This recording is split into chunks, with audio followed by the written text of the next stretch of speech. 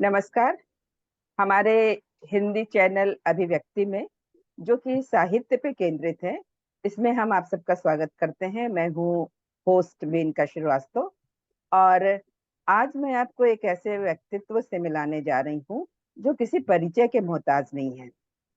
वो काशी के दिल में रहते हैं और काशी उनके दिल में रहता है। हर विधा में निपुण और साहित्य में पारंगत। इससे आप समझ गए होंगे कि आज का जो भी विषय होगा वो बेहद रोचक होगा और आप उसमें जरूर दिलचस्पी लेंगे। इसीलिए हमने ये चैनल स्टार्ट किया है, अभिव्यक्ति। इस अभिव्यक्ति में साहित्य के सभी भावों की अभिव्यक्ति है। और आज हमने जिन महानुभाव को, काशी के महानुभाव जो ऋषि भी हैं, फिल्म मेकर भी हैं, और आपको ये जान के बड़ी खुशी होगी कि एक दो नहीं बल्कि चार भाषाओं के ज्ञाता, यानी हिंदी, अंग्रेजी, संस्कृत और बांग्ला इनकी मातृभाषा है। इन सभी भाषाओं में उनकी कई पुस्तकें भी प्रकाशित हो चुकी हैं। तो हमें मालूम है कि आप भी बेहद उत्सुक होंगे उनके बारे में जानने के लिए। और ये शख्सियत हैं डॉक्टर गौतम चटर्जी। इनके बारे में एक बात बताना लाजमी है कि ये फिल्में भी बनाते हैं। फिल्में बनाने से पहले ये काशी में रंगमंच पर इन्होंने बहुत काम किया है और बड़ा नाम प्राप्त किया है, बड़ी प्रसिद्धि जो है हासिल की है। और इसके साथ साथ यूट्यूब पर इनके फिल्में हैं, तकरीबन 200 से ज्यादा फिल्में हैं जिन्हें आप डॉक्टर गौतम चटर्जी के नाम से देख सकते हैं और उनका आनंद भी उठा सकते हैं। आज हम जिस विषय को लेके आपके सामने हैं, उस विषय के बारे में मैं कम बताऊंगी और आपको डॉक्टर गौतम चटर्जी ज्यादा बताएंगे। देखिए, साहित्य और फिल्म से हम कोई भी अछूते नहीं हैं। चाहे एक छोटे तबके का इंसान हो, एक बड़े तबके का इंसान हो, या एक पान वाला हो, या कोई बड़ा व्यापारी या ज्ञानी, सभी को फिल्मों में रुचि होती है। और जहाँ तक साहित्य की बात है, बचपन से कहानियां सुन सुन के हम साहित्य से इतने जुड़ जाते हैं कि साहित्य ऐसा लगता है कि हमारे रग रग में है। तो अब बात शुरू करते हैं। और डॉक्टर गौतम चटर्जी, आपका स्वागत है इस चैनल में। हम आपके तहे दिल से आभारी हैं कि आपने अपना समय दिया हमें। सबसे पहला सवाल या सबसे पहली जिज्ञासा जो मेरे मन में है वो ये है कि साहित्य और फिल्म में कितना गहरा संबंध है। आप इसके बड़े ज्ञाता हैं, तो हमें बताइए कि साहित्य और फिल्म में कितना बड़ा संबंध है, कितना गहरा संबंध है। और साहित्य फिल्मों को ज्यादा प्रभावित करता है या फिल्में साहित्य को ज्यादा प्रभावित करती हैं, और समाज पर इनका क्या प्रभाव पड़ता है?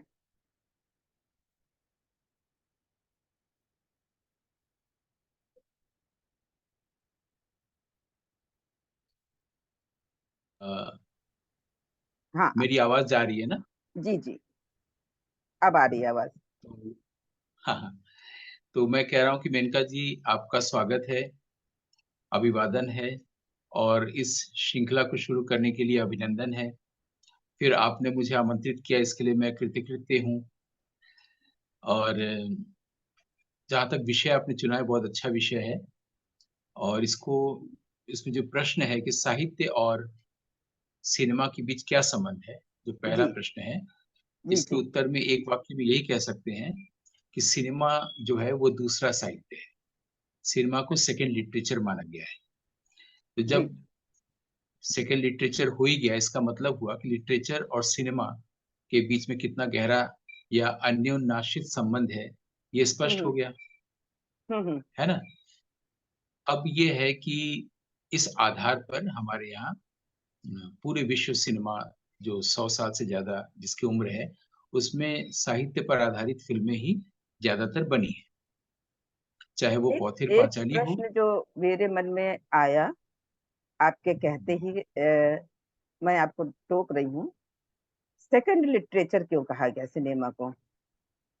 सेकंड लिटरेचर इसलिए कहा गया है कि फर्स्ट लिटरेचर तो हम लोग जो पढ़ते हैं, जी और उसी लिटरेचर को जब देखते हैं तो लिटरेचर का एक सेकंड फॉर्म आया सिनेमा।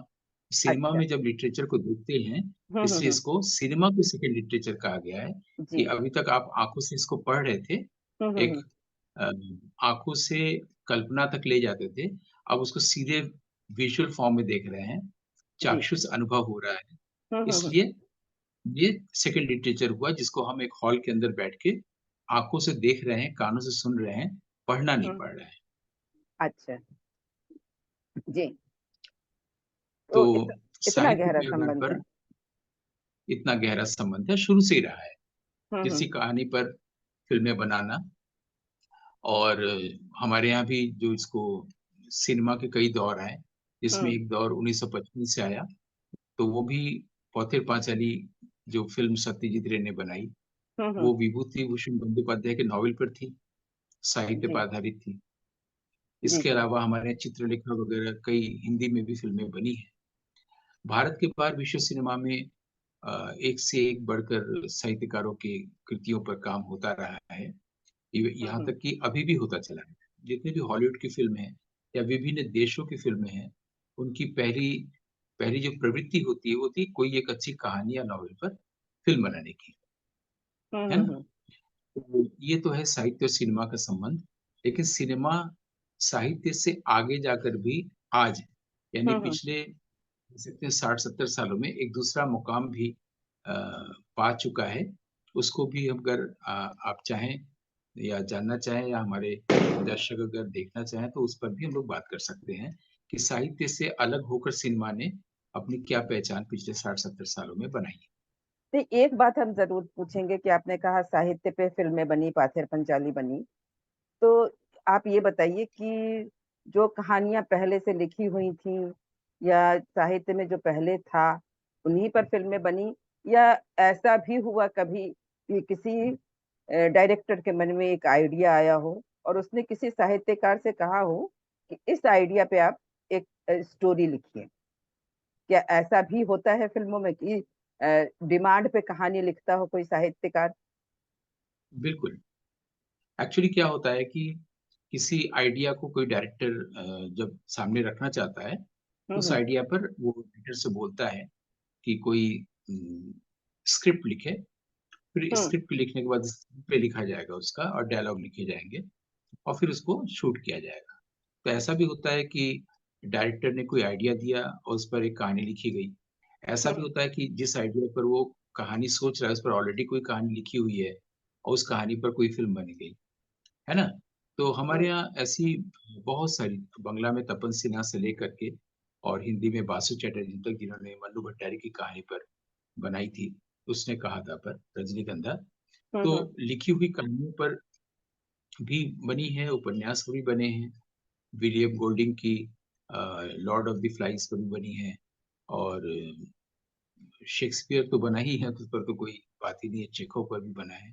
तो विश्व साहित्य जो ऑलरेडी है, उस पर भी बनी है और जो कहानियाँ बाद में लिखी जाती हैं या फ़िल्म के लिए लिखी गई, वो भी बनी हुई है। लेकिन हम एक ऐसे सिनेमा पर भी बात कर सकते हैं, हम्म। जिस पर हम सिनेमा के साहित्य पर बात कर पाएँगे। ये तो हुआ कि साहित्य आधारित सिनेमा, हम्म। साहित्य और सिनेमा के बीच क्या संबंध है, लेकिन जी। ऐसा सिनेमा भी डेवलप हुआ है पिछले 60-70 सालों में, हम्म। जिस सिनेमा का साहित्य अभी लिखा नहीं गया है, जो साहित्य के आधार पर नहीं बना है। उस पर अगर आप हाँ हाँ, चाहें तो बिल्कुल। हम लोग थोड़ी देर बात नहीं, कर सकते हैं। हमारा तो ये चैनल ही इसीलिए हमने शुरू किया है कि कुछ नई बातें, कुछ नई जानकारियां हमें मिलें और हम जाने जो अभी तक हमने नहीं जाना है। और जी। स्पेशली इसीलिए आपको हमने बुलाया क्योंकि आप इसके बहुत बड़े ज्ञाता हैं। आपने फिल्में बनाई हैं, आपने साहित्य जाना है, लिखा है, पढ़ा है। तो आप बताइए कि और स्पेशली हमने जो सिनेमा की बात कही, वो बहुत सारा मैंने आपका पढ़ा यूट्यूब पे भी और फेसबुक पे जी, भी। तो मुझे मालूम है कि जी। आप कुछ विदेशी सिनेमा के बारे में भी बहुत अच्छा जानते हैं, आपको बहुत अच्छा हुँ। ज्ञान है। तो हम चाहते हैं कि उस ज्ञान को भी आप हमारे दर्शकों के साथ साझा करें। देखिए कुछ थोड़े से शब्दों में सिनेमा के बारे में एक बेसिक फैक्ट जो तथ्य है, वो हम्म। मैं सामने रख रहा हूँ। जी। हमारे यहाँ इन जनरल इन जनरल ये कहा जाता है कि सिनेमा दो प्रकार के फिल्में होती हैं।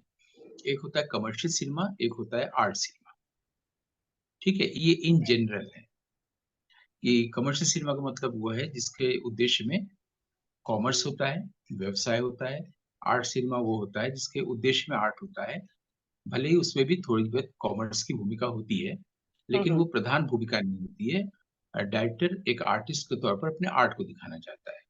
जैसे मान लीजिए कि मुगले आजम जो है कमर्शियल सिनेमा है, या Amar Akbar Anthony commercial cinema है, हम्म। लेकिन पॉथीर पांचेली है, या मृणाल सेन की कैलकाटा 71 है, या तपन सिन्हा की जो हिंदी में टेलीफिल्म आई थी आदमी और औरत, ये एक आर्ट सिनेमा है। ये जी। इन जनरल माने भीड़ की भाषा में। हम्म। लेकिन एक्चुअली सिनेमा ये दो प्रकार का होता नहीं है। ये हम अच्छा। लोग भारतीय जो फिल्म समीक्षक हैं और फिल्म मेकर्स भी हैं, उन लोगों ने विश्व साहित्य या विश्व सिनेमा की ओर बहुत गहराई से नहीं देखा, इसलिए उन लोगों ने सही टर्म यूज नहीं किया है। कमर्शियल हम्म। सिनेमा तो ठीक है, जिस सिनेमा में कॉमर्स लगता है और कॉमर्स आता है, यानी पैसा लगा के पैसा लाना, जो बिजनेस जो उद्योग है, जिसको हम लोग जी। व्यावसायिक सिनेमा कहते हैं, वो तो क्लियर है।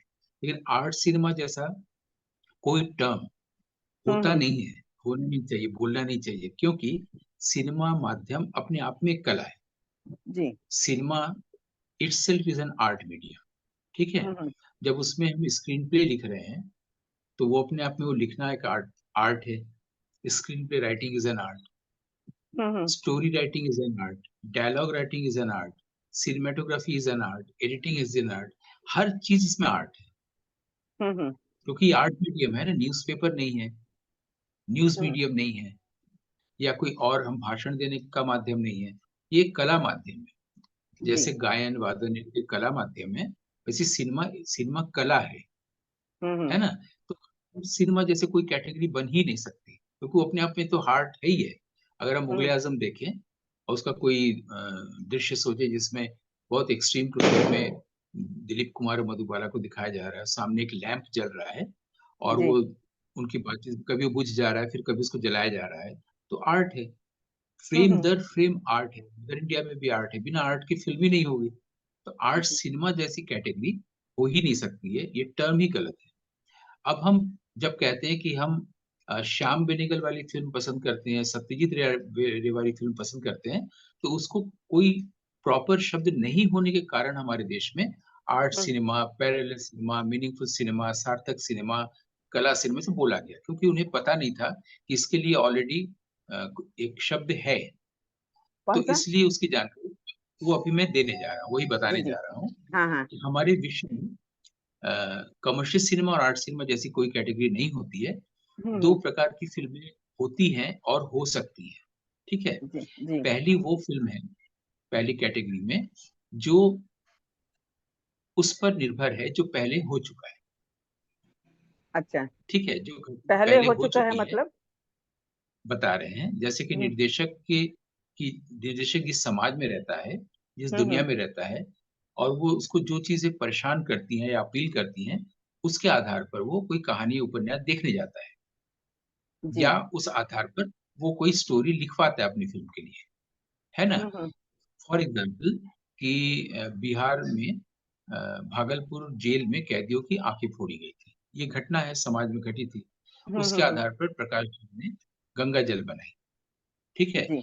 यानी जो रियलिटी घटती हुई है और जो निर्देशक को थोड़ा परेशान करती है, या जो उसको संवेदनशीलता को प्रभावित करती है, हम्म। निर्देशक ऐसे विषयों को चुनता जी। है ना। इसमें साहित्य हो भी सकता है, या साहित्य लिखा भी जा सकता है। या तो आप कहानी लिखवाइए, या उस पर ऑलरेडी कोई कहानी है तो आप उस पर फिल्म बनाइए। जैसे कोयला खदान के मजदूरों पर कोई ऑलरेडी कहानी है, तो आप उसको लिखाइए, या आपकी आप जो बात कहना चाहते हैं अगर फुलफिल नहीं हो रहा है, वो कहानी नहीं कर रही है, तो आप कहानी लिखवाइए जी। स्टोरी राइटर से, फिर स्क्रीन पे लिखा जाएगा, है ना। लेकिन ये पहले प्रकार का फिल्म हुआ, जिसको हम लोग कह सकते हैं रियलिटी रिप्रोडक्शन, या अच्छा। रियलिटी रिप्रोड्यूस, माने जो हम्म। घटना पहले हो चुकी है उसको उसी को फिल्म दोबारा माध्यम में रिप्रोड्यूस करना, दोबारा पेश करना। दोबारा पेश ठीक, करना। जी जी। तो अगर वो साहित्य के रूप में है, जैसे कि पौथिर पांचाली विभूति भूषण हम्म। बंदोपाध्याय का, तो ऑलरेडी वो कहानी जानी हुई कहानी है ना, हम्म। उस पर पौथिर पांचाली पर अगर सत्यजीत रे ने फिल्म बनाई तो वो कमर्शियल सिनेमा ही हुआ, भले ही वो लो बजट का है, वो आर्ट सिनेमा नहीं हुआ। जी। आर्ट सिनेमा तो टर्म ही अपने आप में इररिलेवेंट है ना? तो हम्म। है वो लो बजट का कमर्शियल सिनेमा। मुगले आजम या और आज की जो कोई भी फिल्म आ रही है जैसे पठान के बाद जवान है शाहरुख खान की, ये बहुत बजट की कमर्शियल सिनेमा है। इश्क इश्क इश्क देवानंद ने बनाई थी, वो बहुत बड़े बजट की कमर्शियल सिनेमा है। ये जो हम्म। शबाना आज़मी का पहली कमर्शियल ब्रेक हुआ, जबकि वो एक दूसरे तरह की फ़िल्म में काम कर चुकी है थी अंकुर में, जिसको कि हम लोग आर्ट सिनेमा कहते हैं गलत। तो हम्म। पहले प्रकार का सिनेमा वो हुआ, जो रियलिटी को रिप्रोड्यूस करता है कला माध्यम में, फ़िल्म कला में, ठीक है? चाहे हम्म। वो प्रकाश झा की गंगा जल हो या पौथिर पांचाली हो, या किसी कहानी उपन्यास पर लिखी कोई फ़िल्म हो, या आपने किसी बात को कहने के लिए, समाज में जो घट रहा है उसको फिर से पेश करने के लिए कोई कहानी लिखवाई। ठीक है? ये एक हम्म। प्रकार का सिनेमा हुआ। ये पूरे विश्व में इसको लोग जानते हैं, हम्म। ठीक है? और ये पॉपुलरली नोन है, ऑफ्ट कोटेड है, प्रायः इस पर बात होती रही। कमर्शियल सिनेमा क्या है, वो क्लियर हो गया, जी। क्योंकि ऑलरेडी क्लियर है। हमने इसमें ये जोड़ दिया कि जो जिसको हम लोग कला सिनेमा कहते हैं, वो भी कमर्शियल सिनेमा ही है। जैसे मान हम्म। लीजिए कि स्पर्श रंजन ने बनाई थी, चश्मी बद्दूर बनाई थी, ये सब लो बजट की कमर्शियल सिनेमा ही है, हम्म। क्योंकि पहले चीज़ें घट चुकी हैं, उसके आधार पर हो रही है, जब रियलिटी को रिप्रोड्यूस किया जाता है, ठीक है? दूसरे प्रकार का भी एक सिनेमा होता है, उसके बारे में लोगों को कम जानकारी है। वो अच्छा। सिनेमा क्या होता है? वो सिनेमा का जो मुख्य माध्यम है, उस हम्म। पर केंद्रित होता है। जैसे पेंटिंग का मुख्य माध्यम है ब्रश, कलर, कैनवास, हम्म। ठीक है? या फोटोग्राफी के लिए माध्यम है कैमरा, हम्म। ऐसे लिखने के लिए कलम, है ना? जी। उसी तरह जी। सिनेमा का जो माध्यम है वो है सिनेमैटोग्राफ या सिनेमैटोग्राफी, जो फोटोग्राफी से बिल्कुल भिन्न है। अच्छा। फोटोग्राफी में फोटोग्राफी की सीमा क्या है, या जैसे मैं फोटोग्राफी नहीं करता, उसका कारण मैं बताने जा रहा हूँ संक्षेप में। वो ये है कि जीवन जहाँ पर जीवंत है, उसको वो हम्म। मृत कर देता है फोटोग्राफी।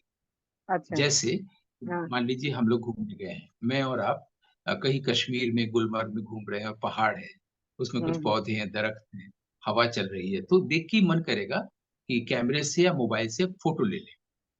हम्म। है ना? और ये जी। युगों से पहले भी था। आजकल तो हम लोग वीडियोग्राफी भी कर सकते हैं, लेकिन पहले तो नहीं था ना मोबाइल वगैरह। हम्म। तो कैमरे से स्टिल फोटो लिया जाता था। जैसे ही आपने क्लिक किया, तो जो स्टिल फोटो बना, वो डेड इमेज में बदल दिया, जीवन को। अब उसमें हवा नहीं चल रही है, पौधे हिल नहीं रही है, जीवन चला बिल्कुल। गया।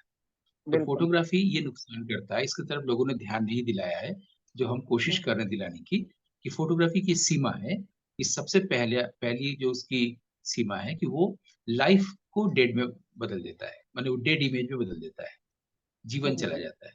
किसी भी स्टिल फोटोग्राफी में, भले ही आप बहुत अच्छा लेंस यूज़ करें, बहुत अच्छी-अच्छी वो फोटोग्राफ लें, कलर देकर के, जिसमें कि एक चिड़िया अपने बच्चों को खिला रही है, आप कुछ भी ले लें, आप ताजमहल के ले लें, लेकिन जो चीज़ें मूवमेंट है, वो खत्म हो जाता है फोटोग्राफी में, जी। है ना? उसकी दूसरी सीमा ये है अ, फोटोग्राफी की, कि ये हमेशा कॉपी करता है। हाँ। खजुराहो की मूर्ति देखा, उसको कॉपी किया, उसकी अपनी कोई भूमिका नहीं है, कोई क्रिएटिविटी नहीं है। जो कुछ भी हम्म। देखा उसको खाली इमिटेट कर दिया। फूल है, पौधा है, ताजमहल है, कुछ भी, है ना? हम्म। और तीसरी और अंतिम सीमा ये है कि ये इसका मूल्य हमेशा मुख्य वस्तु से कम होता है। फॉर एग्ज़ाम्पल हम अगर स्कल्पचर कोई पुराना ले लेते हैं, बुद्ध के समय में किसी ने यक्षिणी की प्रतिमा, एक स्कल्पचर बनाया है, ठीक? उसका आप जब फ़ोटो लेंगे, तो उस जो स्कल्पचर है, आर्ट वर्क है, उससे हमेशा इसका मूल्य कम होगा। अगर वो हम्म। 2 करोड़ का स्कल्पचर होगा, तो ये ₹5 की होगी फ़ोटोग्राफ। बिल्कुल। तो फ़ोटोग्राफ़ी की सिर्फ़ सीमाएँ हैं जिसकी तरफ ध्यान दिया नहीं गया है, ऑब्ज़र्व नहीं किया गया है। जब इन सीमाओं को हम ख़त्म करते हैं, हम्म। और जो-जो चीज़ है, जैसे जीवंतता, जैसे मूल्य, है ना? जैसे कॉपी नहीं करना, बल्कि और उसमें ऐड करते हैं, वो सिनेमैटोग्राफ़ी है, कैसे? वो फ़ोटोग्राफ़ी। कैसे? कि हम्म। अगर हम कोई पहाड़ में कोई दरख्त है, गुलमर्ग में ही हम लोग बात कर रहे थे, उसके ऊपर से कोई शैडो गया, तो ये हुआ कि ऊपर से सूरज बादलों के पीछे या पहाड़ों के पीछे चला गया, हम्म। है ना? लेकिन उसमें कोई आकृति चलती हुई है तो नहीं कोई आदमी का शैडो है। ये हम्म। सिनेमेटोग्राफी कला से क्रिएट किया गया, कोई कहानी, कोई आर्ट, कोई आइडिया बताने के लिए। हम्म। और इसकी भूमिका सिनेमा में ये है, सिनेमेटोग्राफी की, कि हम्म। आप पूरे सिनेमा में जो आप बात कहना चाहते हैं हम्म। उसको एक इमेज से, एक सिनेमेटोग्राफिक इमेज से आप मेटाफोरिकली या हम्म। एनालॉजी देकर पूरी फिल्म को शुरू में ही आप समझा सकते हैं एक इमेज से। For hmm. Example, Ingmar Burgman की एक फिल्म है सेवेंथ सील। उसमें जो नायक है वो मृत्यु से शतरंज खेलता है। हम्म। ठीक है। अब पूरी पूरी फिल्म में, कहानी में, उस नायक के जीवन में जो जो घटना घटती है, ऑडियंस खुद से देखता है कि देखते हैं कौन जीतता है, डेथ या ये नायक। बीच बीच में डेथ अपीयर भी होता है, लेकिन शतरंज चल रहा है। अब पब्लिक को शुरू में ही एक इमेज से पूरी कहानी पहले ही स्पष्ट हो गई। पूरी कहानी का जो आइडिया है वो हम्म। मेटाफोरिकली बता दिया गया। जो साहित्य में रूपक होता है, यहाँ पर सिनेमेटोग्राफी होती है। तो अच्छा। सिनेमेटोग्राफी जो होता है वो रिपीट नहीं करता, लिखे हुए हम्म। साहित्य को रिपीट नहीं करता, रियलिटी को रिप्रोड्यूस नहीं करता, बल्कि वो अपने पोइट का इंतजार करता है। तो सिनेमा में क्या होता है, ऐसे प्रकार के सिनेमा में पोइट के भीतर की जो दुनिया है, जो हम्म। ऑब्जेक्टिव वर्ल्ड पर आधारित नहीं है ना? जैसे जॉन कीट्स ने कोई कविता लिखी, उसके भीतर की कोई दुनिया है, ठीक है? या मान लीजिए कि और किसी का भी, बायरन का ले ले, औरबिंदो का ले ले, जयशंकर प्रसाद का ले ले, उनके भीतर की जो काव्यात्मक दुनिया है, वो बाहर आती है ना कविता में। जी। तो जिस फिल्म का जो कवि है, फ़िल्म मेकर, उसके भीतर की दुनिया सिनेमैटोग्राफी के थ्रू जब आता है, तो एक दूसरे तरह का सिनेमा होता है। इसका नाम है क्लासिक सिनेमा। अच्छा। जो रियलिटी को रिप्रोड्यूस नहीं करता है। सत्यजीत रे का सिनेमा जो है, वो रियलिटी रिप्रोडक्शन होने के कारण उसको हम लो बजट का कमर्शियल सिनेमा कहेंगे।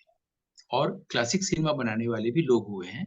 उनमें से हम्म। कुछ नाम इसलिए ले रहे हैं ताकि हम्म। हमारे जो दर्शक हैं, वो भी उनकी फ़िल्में देख सकें। हम्म। जैसे कि इंगमार बर्गमैन, हमने पहले एक नाम लिया, हम्म। दूसरा है रॉबर्ट ब्रेसॉ। इंगमार बर्गमैन स्वीडन के थे, रॉबर्ट ब्रेसॉ फ्रांस के थे, फ्रेंच फ़िल्म मेकर थे। हम्म। हम्म। इसके बाद आंद्रे किस्लोवस्की, ये रशियन थे। क्रिस्टोफ किस्लोवस्की ये पोलिश थे, पोलैंड के थे।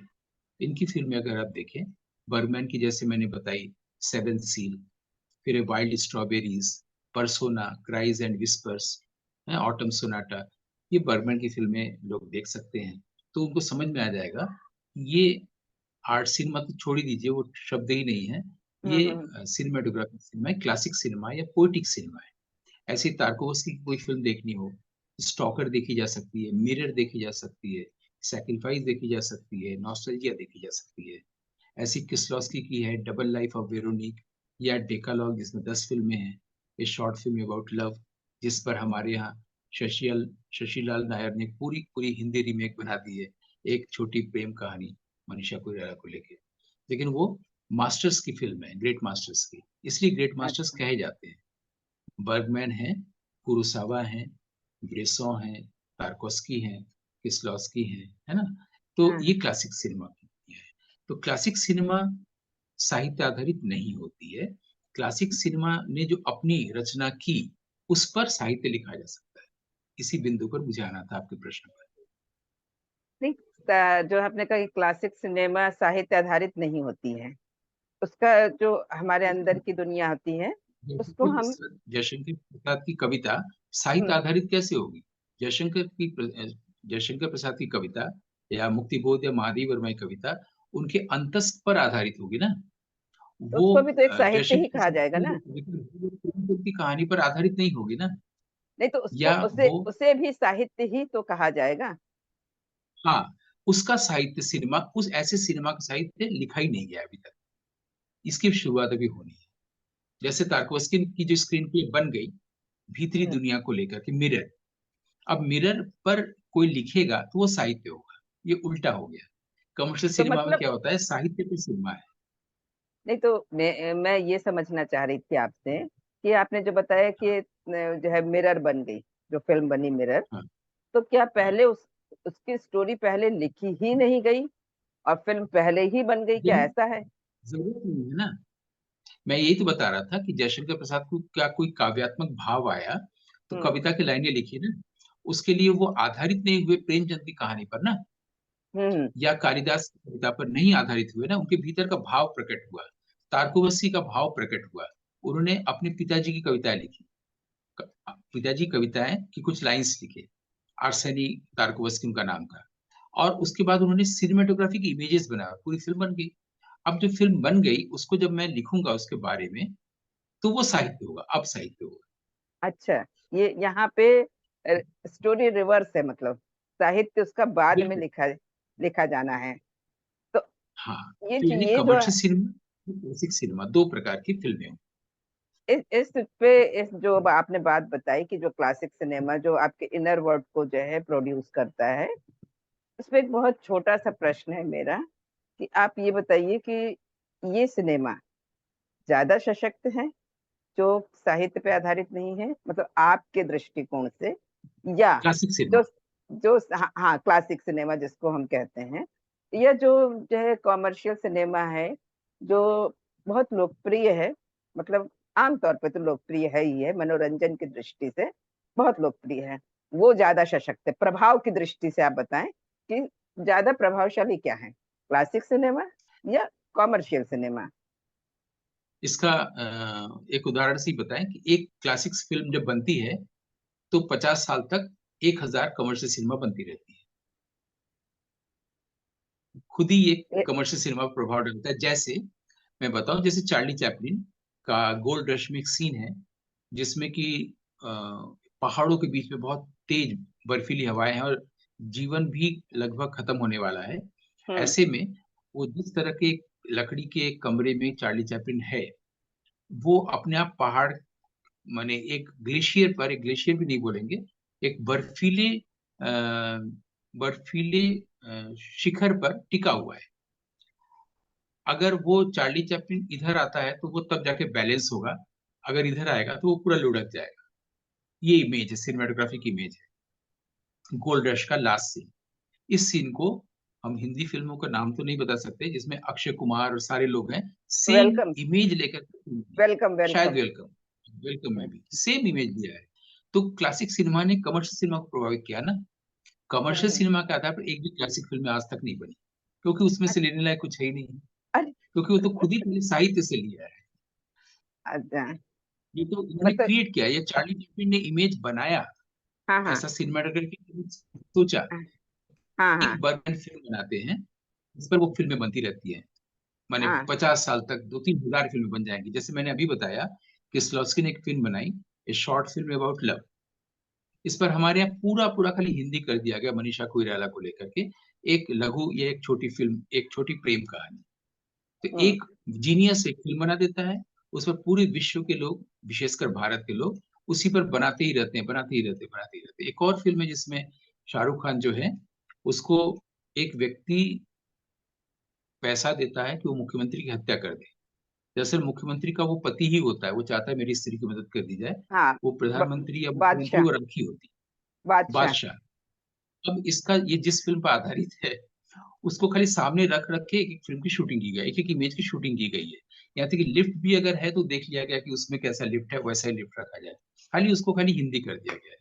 तो एक क्लासिक सिनेमा बना के वो अमर हो जाता है, ग्रेट मास्टर जो होता है, और उस पर फिल्में बनती रहती है तमाम भाषाओं में। तो मुझे क्लासिक सिनेमा कभी भी हम्म प्रभावित करती है, प्रभावित होती नहीं है। मुझे आपसे बात करके ये जरूर लगा कि मैंने आपको बोला कि बड़ा सार्थक काम किया, बड़ा सही काम किया, कहीं कोई गलती नहीं की, ये मैं अपने आप को क्रेडिट दे रही हूँ। हालांकि इस बिंदु पे मन तो नहीं कर रहा है कि इस बातचीत को यहाँ विराम दिया जाए, लेकिन हमारे पास समय के साथ चलने की एक पाबंदी है, तो वो हमें चलना पड़ेगा समय के साथ। तो अगले एपिसोड में जब हम आपसे मिलेंगे तो इसी बात को हम फिर कंटिन्यू करेंगे। बहुत अच्छा लगा ये जान के कि क्लासिक सिनेमा क्या होता है और कॉमर्शियल सिनेमा, जो हम बहुत सारे कंफ्यूजन्स में थे, आर्ट सिनेमा, पैरेलल सिनेमा, सार्थक सिनेमा, इन सब जो है भ्रांतियों से ऊपर निकले। तो इतनी सार्थक जानकारी के लिए डॉक्टर गौतम चटर्जी, आपका तहे दिल से आभार, धन्यवाद। Thank you.